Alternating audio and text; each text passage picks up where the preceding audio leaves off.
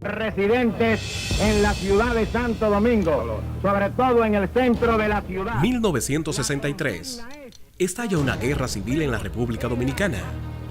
Martin Luther King Jr. presenta su discurso I Have a Dream para unas 250,000 personas. En Dallas es asesinado el presidente norteamericano John F. Kennedy.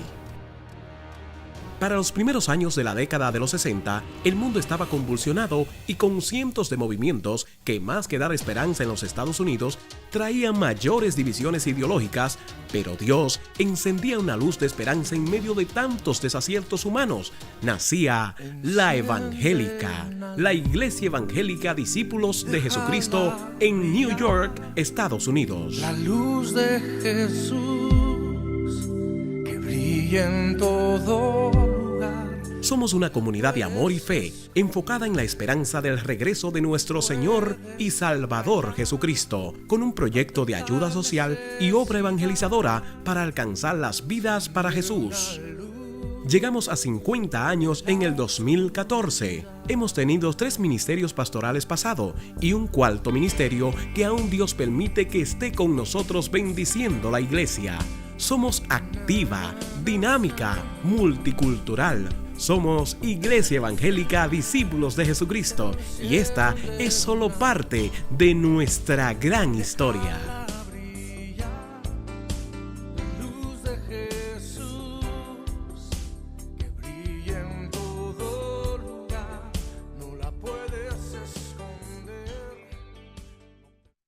Para los primeros años de la década de 1960, tras un exitoso y bendecido ministerio de más de 20 años en la República Dominicana, Isla del Caribe, el reverendo Pedro Pablo Cabrera emigra a los Estados Unidos con planes ya de crear su retiro y establecer un ahorro para él en actividades comerciales. Pero Dios tenía planes mayores para su vida a los que él siempre respondió. Y para el año 1963, él, al junto de su esposa e hijos, hermanas y sobrinos, comenzaban a encontrarse y orar juntos en las casas, compartiendo palabra de fe y amor. Yo fui de las fundadoras. Cuando mi hijo estaba, ellos bella y él pequeña, yo fui de las fundadoras. Comenzaron a reunirse ocasionalmente, pero a medida que pasaban las semanas, se estaban haciendo más formales sus reuniones. Cada semana compartían la esperanza que los mantenía unidos. A pocos meses ya no era posible reunirse en las casas por la cantidad que estaban llegando a los servicios de los hogares, tradición que mantendrían hasta la fecha de este documental. Para esos días de 1963, deciden, guiado por el Espíritu Santo, establecerse como grupo de fe, rentando las facilidades en servicios compartidos de la iglesia Getsemaní en la 112 Este, calle 104 en Manhattan, New York. Muchas vidas que venían a Dios, muchos jóvenes, coros preciosos, de todas las cosas lindas que se hacen en una iglesia espiritual. Hacemos nosotros. El liderazgo de Pepe Cabrera, como era conocido el reverendo Pedro Pablo Cabrera, era carismático y atrayente, un hombre que lograba que los demás amaran compartir con él la esperanza de la salvación en Cristo Jesús, y cada día se añadían más y más al grupo. Hasta su último suspiro siempre estaba motivando, inspirando liderazgo nuevo, ¿no? y preparando pastores. Siempre estaba pensando en duplicarse y todo lo que él sabía lo evocaba y lo compartía. Transcurrió un año de reuniones, actividades, servicios y cultos al Dios de los cielos. Cada vez más crecía aquel pequeño grupo que se reunía en las casas. Ya estaban siendo una iglesia. Y para el año 1964, el pastor Pepe Cabrera, movido por Dios, vio la necesidad de que la iglesia se incorporara a un concilio o movimiento con un claro objetivo de amar a Dios y las almas. Y tras oración y orientación, conoce la Iglesia Evangélica Discípulos de Cristo y ve para aquellos años lo que necesitaban para mantener el trasfondo pentecostal, pero a la vez lo racional de los servicios al Señor. Aunque muchas cosas buenas tiene cada denominación, escogimos la iglesia Discípulos de Cristo porque así teníamos libertad de ser tan pentecostal como quisiéramos en nuestra adoración o tan episcopal como quisiéramos en nuestra adoración. 2 años después de su fundación formal, el pastor Pepe Cabrera comenzaba una nueva aventura de fe, la que mantuvo a pocos años antes de partir con el Señor. Pepe empezó a ver necesidades dentro de la denominación en otras iglesias y él se hizo disponible para ayudar en cualquier iglesia, para asistirles como pastor mientras ellos consiguieran un pastor permanente. Y ya para el año 1966 comenzaba un nuevo pastorado formal en la iglesia, el del pastor William García. Para aquellos años, la iglesia crecía de forma impresionante y milagrosa. Las familias amaban el estar junto adorando y bendiciendo al Señor. El pastor Pepe Cabrera comenzaba una nueva misión evangelizadora, el dar apoyo a las iglesias del área triestatal que estaban sin pastor y a la vez ayudando en nuevos puntos de predicación, pero siempre mantuvo el apoyo a su iglesia hija, posición que mantuvo siempre pese a los nuevos ministerios pastorales que le presidieran. Él nunca se fue del todo.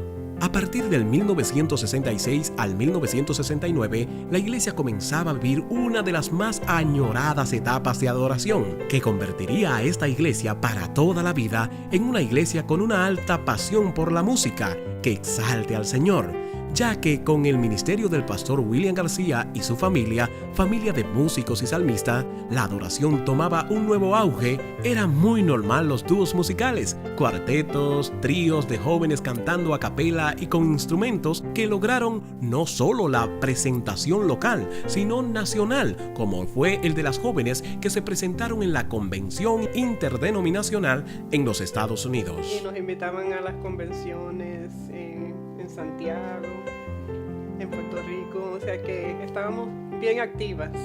Para mí fue de gran estímulo ver su manera de adorar, porque a la verdad que el hermano William García era un hermano que en el púlpito brincaba, saltaba como un corderito y su adoración era una cosa que llegaba hasta el alma. Eso es algo que tocó mi corazón mucho.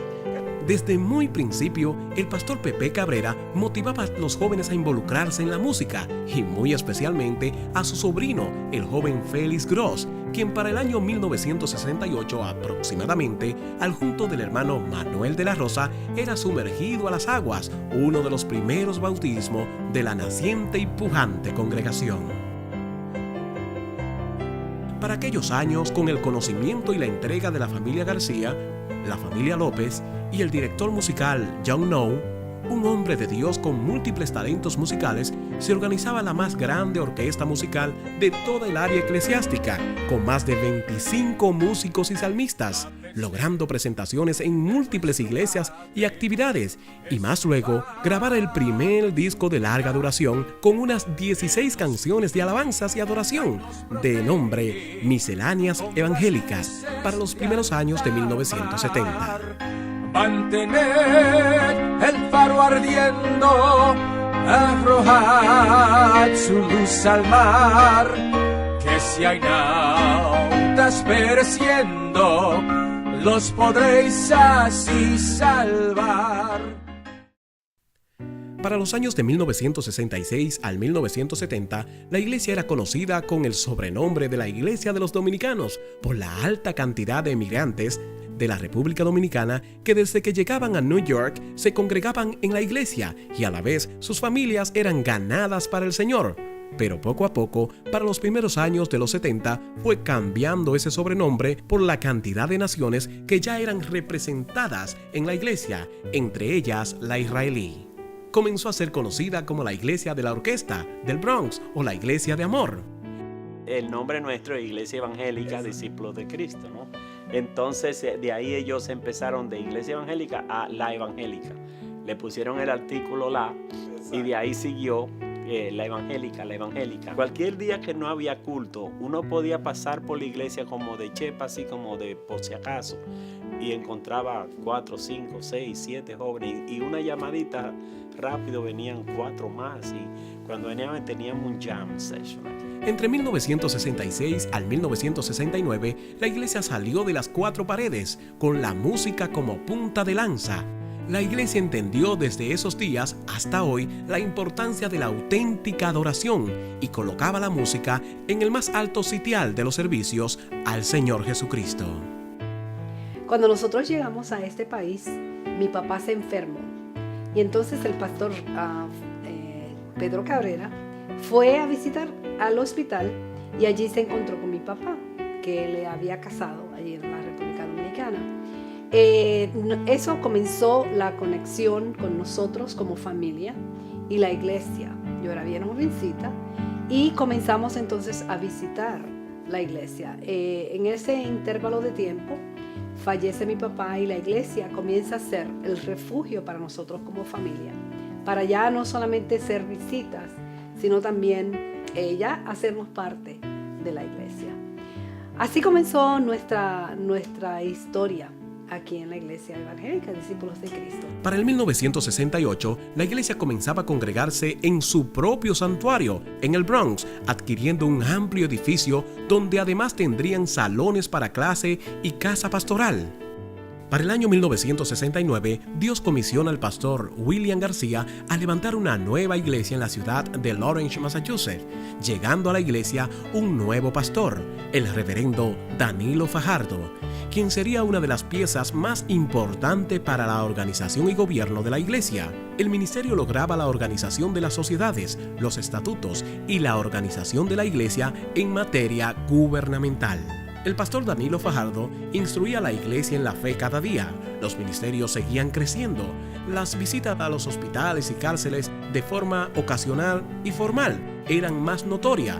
Las diferentes sociedades crecían y se fortalecían en agrado al Señor y a los demás. Había un grupo enorme, grande, bello de talentos. Los jóvenes todos se envolvían en algún tipo de instrumento. El pastor Pedro Cabrera le dice: Félix, ¿por qué tú no enseñas a Samaris a tocar clarinete?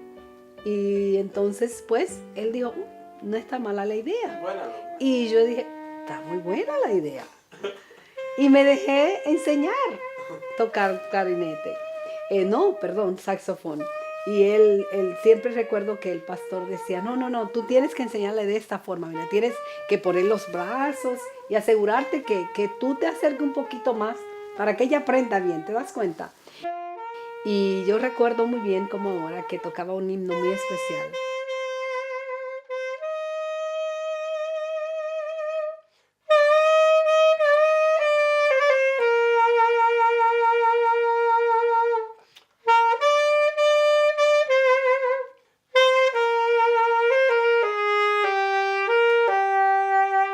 Y yo como jovencita, bien espiritual y siempre tratando de mantener mi mente en el Señor, pero veía un señorito que me estaba atrayendo.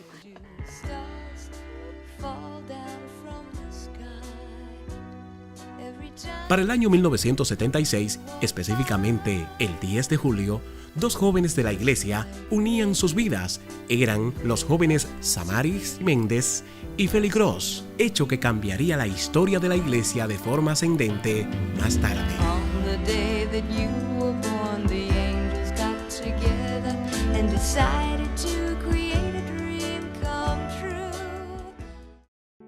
Entre 1976 y 1977, la iglesia, después de tener una alta membresía, experimentaría su primer éxodo de hermanos, que le llevaría a un nuevo y difícil comienzo de ministerios, sociedades y líderes. Y es que para esos años comenzaban las familias de la iglesia a migrar por razones de trabajo a la ciudad de Rochester, New York, a la multinacional Kodak, que ofrecía buenas oportunidades de empleo y además la ciudad era más tranquila y mejor para las familias. Al finalizar las salidas, contaban unas 40 familias que salían de la membresía de la iglesia y de todo su accionar. La gran membresía que ahora se localizaba en Rochester, New York, motivaba al pastor Pepe Cabrera a iniciar la iglesia Discípulos de Cristo de Rochester, hoy una de las iglesias más activas de la ciudad.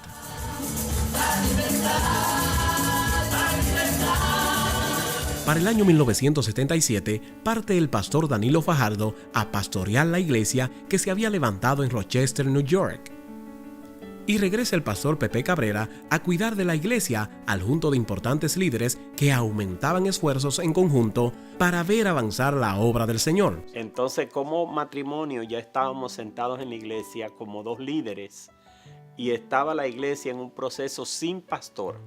Y es en esos días de incertidumbre ministerial que vivía la iglesia tras la inminente partida del pastor Pepe Cabrera al retiro por su avanzada edad que Dios mueve a su siervo, el mismo pastor Pepe Cabrera, a un accionar profético y lo lleva a la casa de 2 jóvenes de la iglesia, Samaris y Feli Gross, quienes se habían destacado en el liderazgo local. Llegó un día que llegó su tío, vivía 2 pisos debajo de nosotros, y llegó a la puerta insistentemente tocando después de las 11 de la noche, cuando nosotros estábamos tan comoditos ya acostaditos.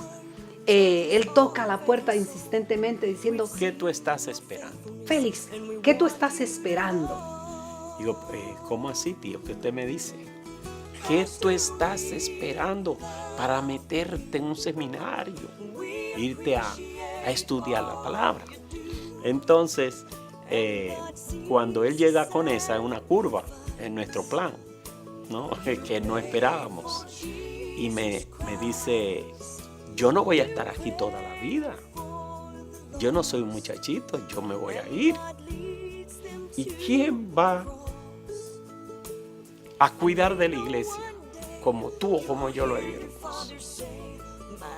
¿Quién va a atender la necesidad de ese pueblo? A mí me chocó y usé la excusa de Adán. Bueno, yo no soy solo, yo tengo una esposa. Yo voy a hablar con ella según lo que ella me diga. La mujer que tú me diste, así, a ver si, pensando que mi esposa no iba a entrar en ese plan. Yo dije: pues fíjate, si tú quieres entrar al ministerio, yo estoy dispuesta a dejarlo todo. La respuesta de ella me quitó una gran carga, un peso que yo tenía, porque estaba evadiendo, estaba huyendo a lo que el Señor me estaba pidiendo, inquietando ya por años. Decidió Félix aceptar el reto de Dios, aceptar el llamado, y yo le dije: pues yo voy a estudiar contigo porque yo quiero ser verdaderamente ayudado, idónea para ti. Pensaba que al decirle que sí al Señor no sabía dónde el Señor me iba a llevar. Para mí fue una grata sorpresa que la iglesia me escogiera para acá, porque casi siempre la iglesia le gusta buscar a alguien de afuera. Pues él fue el elegido primeramente por Dios, porque fue puesto por Dios, y después la congregación aceptó esa decisión de Dios, elegirle a él como el pastor.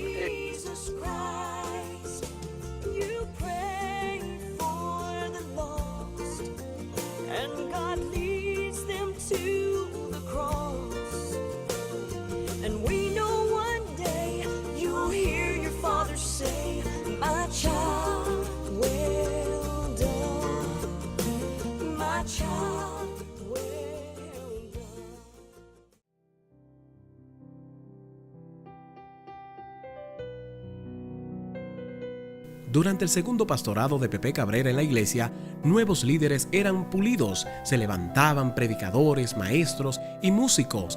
Una nueva generación crecía en la iglesia, al junto del pastor fundador Pepe Cabrera, quien para esos días contaba ya con unos 65 años aproximadamente, pero con un ánimo y un espíritu evangelístico inquebrantable.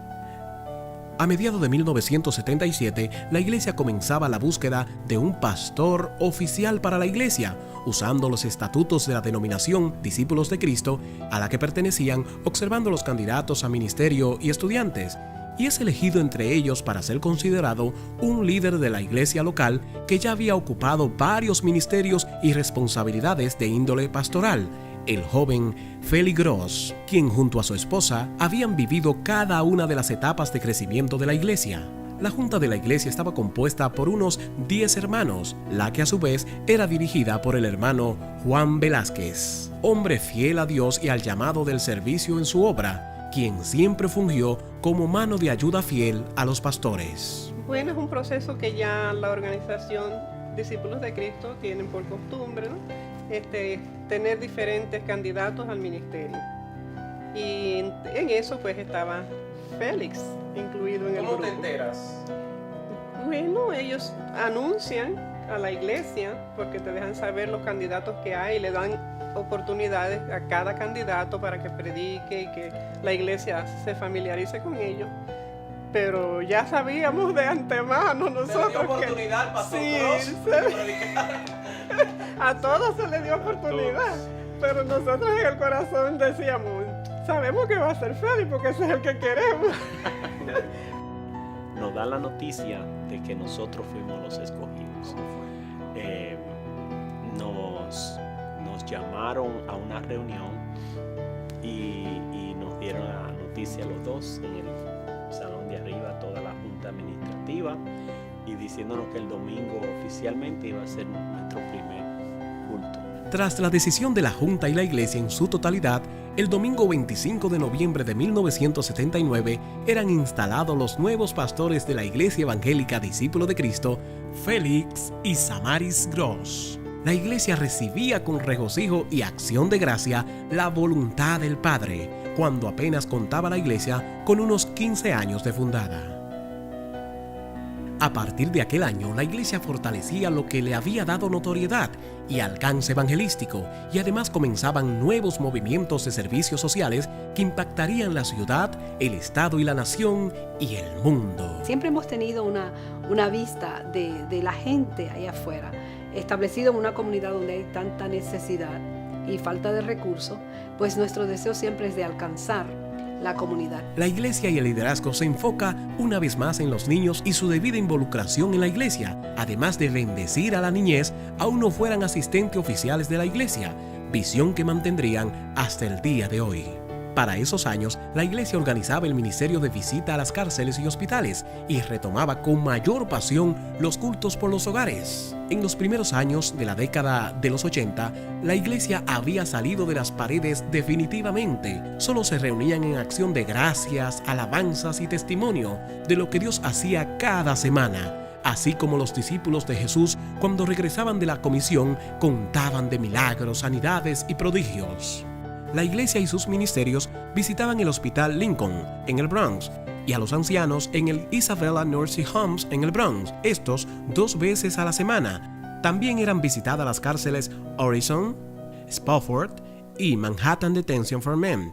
Esto con acuerdo con las autoridades de salud y de prisión, que otorgaban toda libertad a la iglesia para las ayudas y evangelismo en las cárceles y hospitales. Cuando estuve preso, llegaste a mí. Cuando estuve enfermo, me viniste a ver. Además de estos ministerios, la iglesia tenía 3 equipos de intercesores que por más de 5 años oraban junto a la policía en el precinto 41 del Bronx, New York, en sus diferentes turnos, antes de salir a sus rondas, y además los mismos agentes policiales le pedían orar por peticiones específicas. Muchos testimonios surgieron de aquellos días. Al inicio del pastorado de los hermanos Gross, en los días de la celebración religiosa de Semana Santa, los pastores hacían una predicación especial, con una serie de actuaciones a 2 voces, donde presentaban la crucifixión de Jesús al final como un acto profético y no porque hubiese alguna culpa en él, usando de forma dramatizada los personajes de la Biblia que habían sido bendecidos por el ministerio de Jesús, en un aparente juicio. Y tras concluir la prédica, venían nuevas ideas y surgía una de las formas más creativas y evangelísticas de la iglesia, la evangélica, en toda su historia. Un mensaje entre 2 personas, como un diálogo entre nosotros 2.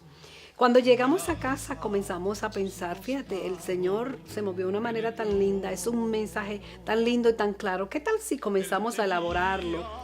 Y de ahí pues después dijimos, oye, pero eso lo podemos hacer un drama. Y de ahí surgió una producción teatral. Con la obra teatral No encuentro falta en él, la iglesia comenzó a ser conocida como la Iglesia del Drama, por las presentaciones que comenzaron a hacerse hasta llegar por muchos años consecutivos a los más grandes escenarios de New York, como son el Aaron Davis del City College, el Lehman Surrey Concert Hall y el Parks Theater en New Jersey, presentándose de forma consecutiva cada año, bendiciendo a cientos y cientos con el mensaje poderoso de Jesús.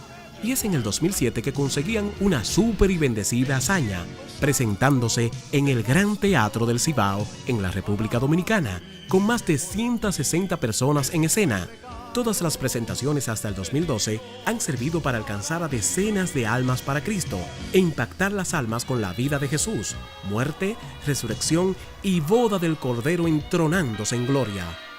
En la actualidad, la obra teatral No encuentro falta en él se encuentra inmersa en una renovación de tecnología, ensayos y actualización de actores para ser relanzada. La congregación en su totalidad está involucrada en eso. Eso es para nuestra iglesia algo maravilloso, que siempre nos involucramos y ha sido de gran edificación. Hemos recibido nuevos miembros a través del drama.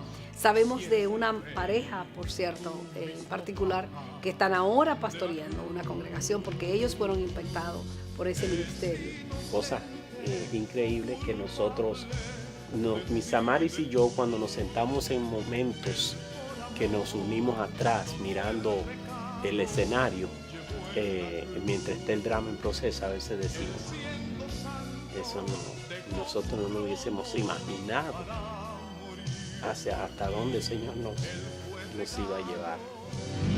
Es inocente o culpable, decide tú. Él por amor todo el pecado llevó en la cruz. Él siendo santo dejó su trono para morir por ti.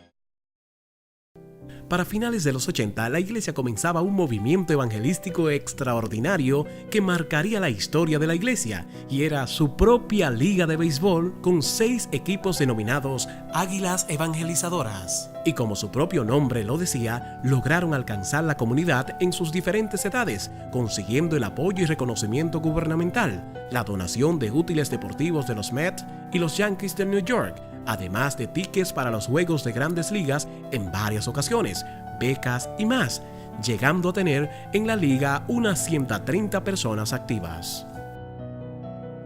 La iglesia ha estado involucrada siempre en la comunidad del Bronx y más allá. Academia de música, actividades especiales para niños, banco de alimentos, operativos y ayudas sociales, además de las tradicionales actividades del Día de las Madres. Siempre en toda la historia de la iglesia ha sido colorida y llena de amor y aprecio a todas las madres de la iglesia y las visitas especiales.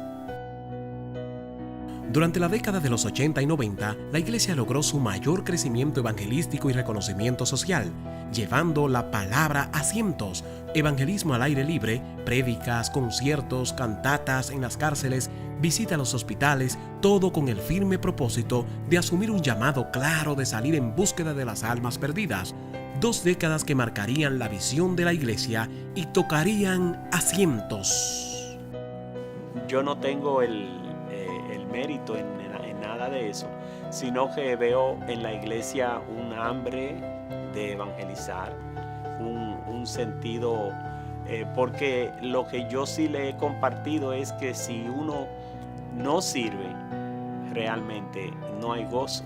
En 1999, la iglesia comenzaba uno de los programas sociales y espirituales más sobresalientes para la comunidad, el Ministerio de After School de la iglesia, proyecto que en su inicio fue apoyado por el The Christian Yetter, pero para el 2006, la institución Christian Yetter decidía dejar los programas de After School y no continuar con él en los Estados Unidos, afectando así el proyecto de la iglesia, que para esa fecha tenía unos 27 niños, el máximo permitido por la institución que les apadrinaba, dejando de proveer recursos para alimentos, útiles escolares y salarios.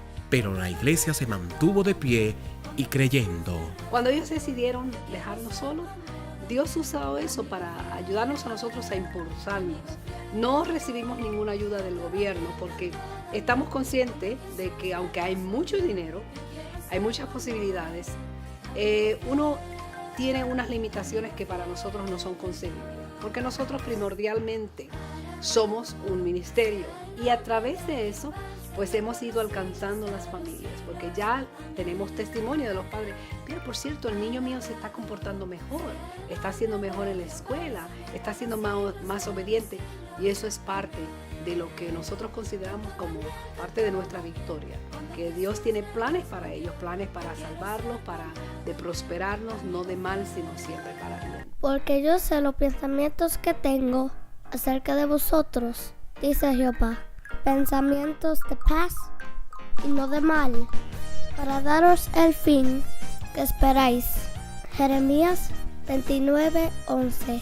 Hasta la fecha de este documental, el After School o programa de ayuda a niños después de la escuela cada día recibe varias decenas de niños que son bendecidos con la enseñanza, la alimentación adecuada, la palabra de Dios y a su vez el impacto positivo a sus familias. Así es que al día de hoy este programa social y evangelístico bendice a más de 40 familias de la comunidad con la ayuda después de la escuela, a los niños y mucho más. La iglesia siempre ha tenido un enfoque muy espiritual y social en que la juventud tenga un encuentro serio con su Salvador Jesucristo, por lo cual mantiene a la juventud envuelta en actividades de fe y fraternidad, pero a la vez les permite esparcirse y divertirse entre ellos como sociedad, consiguiendo así consolidar jóvenes, adolescentes y adultos con gran pasión por Jesús y amor por las almas perdidas. Nuestro ministerio siempre se ha caracterizado por eso.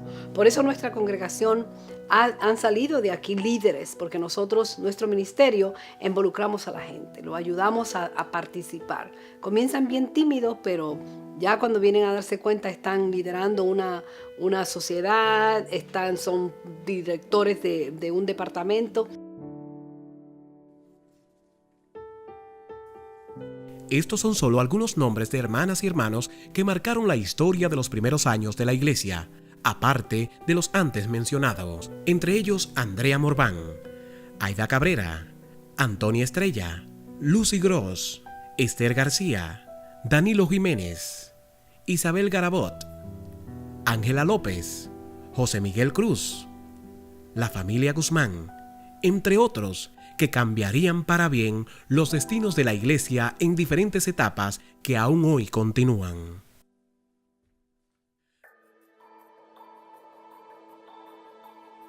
Para el 1999, Dios ponía en el corazón del pastor Félix Gross construir casa para Dios de mayor magnitud y varios salones de clase, apartamentos y más, a lo que él confiadamente creyó en Dios, pero a la vez se preguntaba cómo podría esto ser posible, ya que la iglesia en su mayoría era compuesta en lo físico por personas de bajos recursos, y siendo su decisión el no poner carga sobre los hermanos en materia económica para bajo ninguna circunstancia tener que cambiar el mensaje de amor y esperanza por los altos costos que representaría una construcción de esta magnitud. Dicho esto, oró y comenzó a obrar en fe. Después de mucho buscar un lugar, de ver opciones, parecería no estar la iglesia en una dimensión económica teniendo apenas unos $30,000 ahorrado.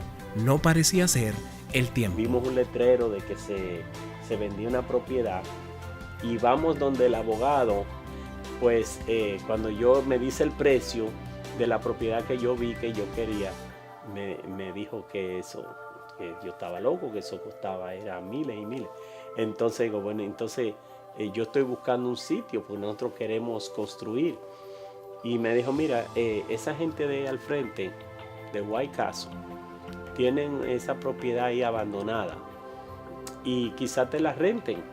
Averigüé toda la información para saber a quién me dirigía. Le escribí una carta y en la carta le dije que nosotros estábamos dispuestos a comprar la propiedad. Y le dije, pero si ustedes son tan amables que ustedes consideran regalarnos la propiedad, yo me encargaré de poner una piedra en el edificio de la iglesia que diga que esto es por medio de una donación de White Castles. Entonces le envié la carta. Después de unas semanas, el pastor recibe una llamada en su casa que daría inicio al más maravilloso milagro que iglesia alguna en materia de construcción viviera. Directamente del vicepresidente. Y me dice, la mala noticia es que nosotros no le podemos regalar ese terreno. Lo siento mucho. Y ahora sí. Entonces la otra va a ser tan dolorosa porque yo no creo que yo le tiré lo de 30 por si acaso. Entonces me dice, y la buena noticia es que sí podemos vendérsela por $1. Y yo pongo el $1. Dice él. Lo acepta, me dice. Samari se está escuchando en la extensión de la casa.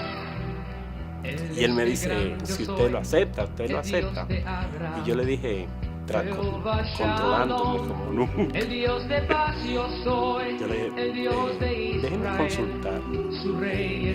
Regreso inmediato. Y empezó a ver la risa y brinco y salto en silencio.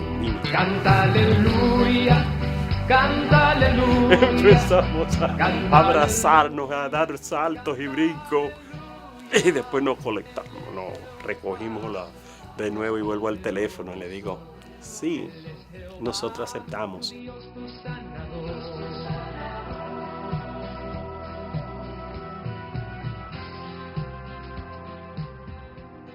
Un nuevo reto ahora se levantaba, conseguir un amplio estacionamiento propio para la iglesia, una normativa de la ciudad que no permitiría la construcción sin los espacios adecuados para los vehículos de los visitantes a la iglesia nueva.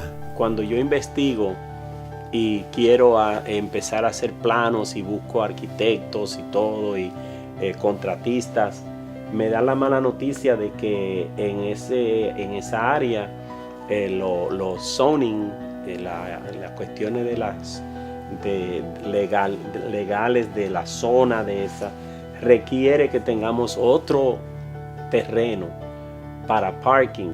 Después de varios años de buscar los recursos y el lugar, en enero del 2002, Dios hacía una vez más un milagro extraordinario que ponía la iglesia con un gran solar, casi al frente del que ya tienen. Un milagro, una vez más, de forma sobrenatural.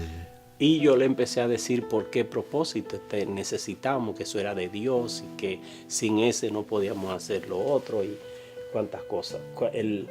Y él lo que dijo fue al abogado, ya yo no puedo.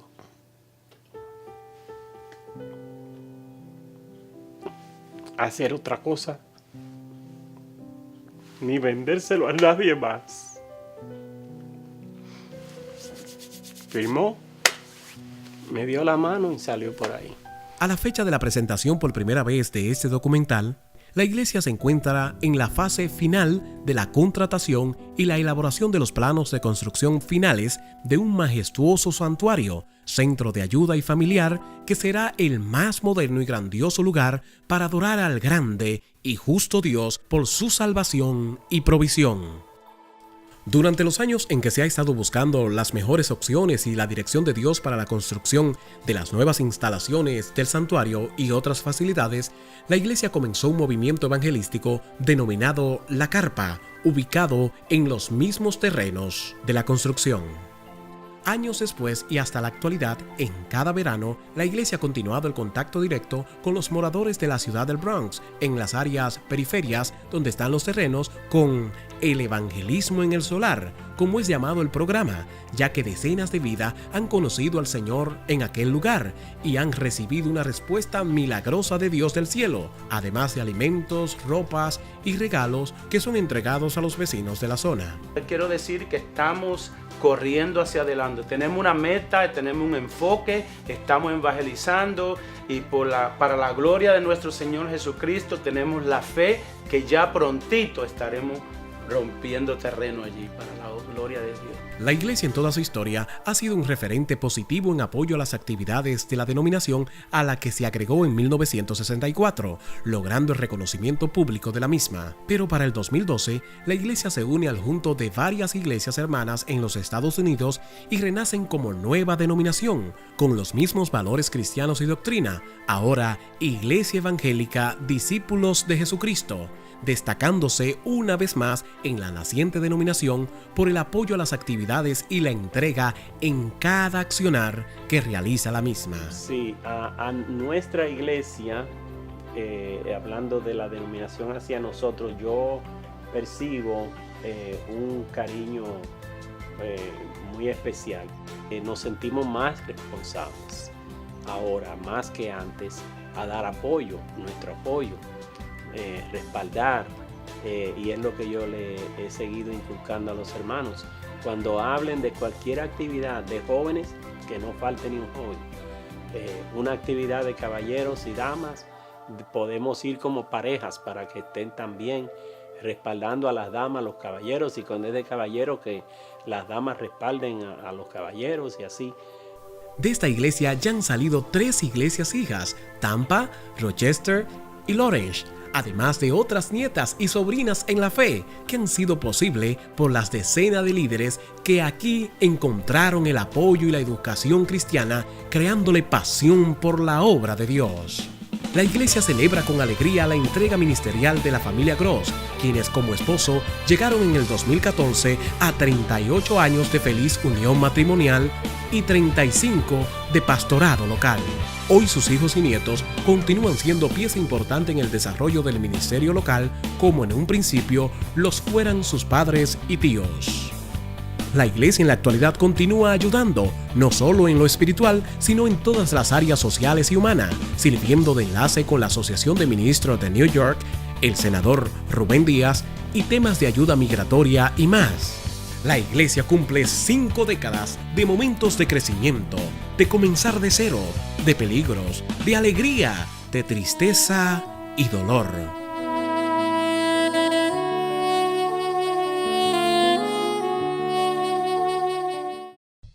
Pero el amor del Señor siempre ha estado de la mano de cada hermano de la evangélica. Somos un cuerpo que ama a Dios, que hace de su casa el mejor espacio para estar en familia. Seguimos creciendo en membresías y programas, pese al desde hace tiempo ya pequeño espacio físico. La iglesia tiene mucha misión, pero ¿dónde vamos a, cuando se nos siga salvando, dónde lo vamos a poner? Nada más un solo piso, un saloncito. Pero cuando tengamos nuestro templo, entonces seguiremos trabajando más fuerte y podemos colocar no vamos a decir 100, que el Señor nos dé 1000, porque para Él no hay nada imposible. Tenemos mucha gente que le gusta servir, que se dedican al servicio, pero uno de los retos que estamos conscientes que vamos a enfrentar es eso, el hecho de tener la necesidad de muchas más personas. Es una iglesia de mucho amor, una iglesia de una unidad increíble. Somos de varias naciones en la tierra, pero de una misma herencia celestial.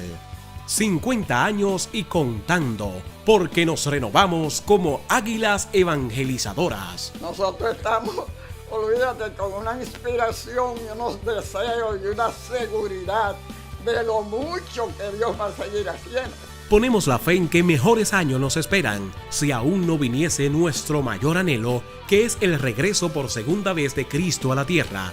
Mientras tanto, aquí estamos, llenos de fuerzas, en saber que no hay falta alguna en Él que nos separe de su amor. Buscaremos ser guiados en sus brazos fuertes y amorosos, porque somos discipuladoras de New York y las naciones para Jesucristo. 5 décadas de evangelismo. 5 décadas transformando. Y 5 décadas siendo transformados por Jesús. Iglesia Evangélica Discípulos de Jesucristo en el Bronx. 5 décadas de amor y evangelismo. Ven y sé parte de nuestra nueva historia. Bienvenidos a la Evangélica.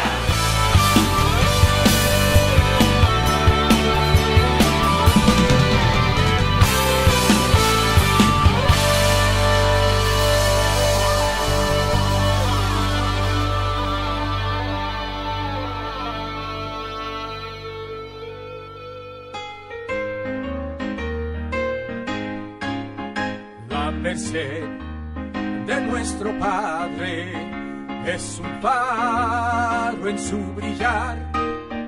Él nos cuida y nos protege con las luces de alta mar.